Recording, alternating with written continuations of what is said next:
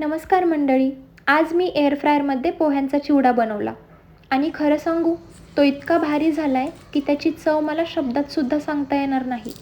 इतका अप्रतिम आणि कुरकुरीत झाला आहे की कुणी सांगणारसुद्धा नाही की हा आपण तळलेला नाही आहे.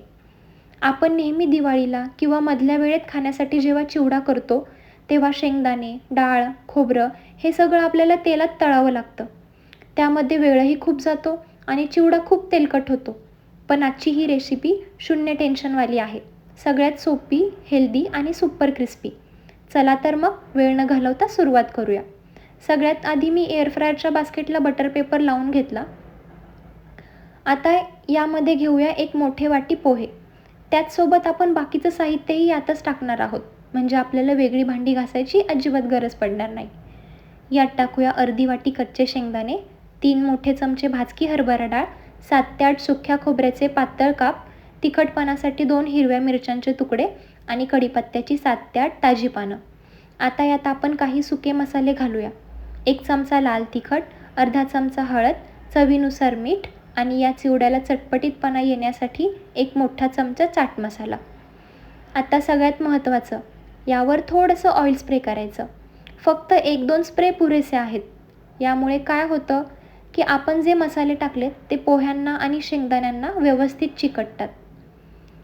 आता हे सगळं बास्केटमध्ये छान हलक्या हाताने मिक्स करून घ्या.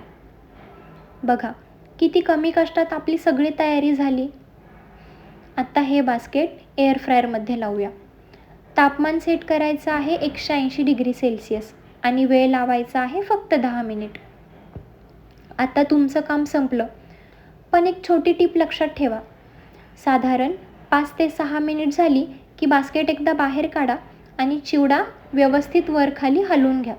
यामुळे खालचे पोहेसुद्धा छान भाजले जातील आणि शेंगदाणे किंवा खोबरे करपणार नाही.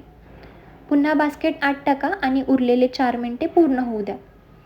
10 मिनिटे झालीत आणि बघा, आपला बेस्ट एअर फ्रायर पोहा चिवडा तयार आहे.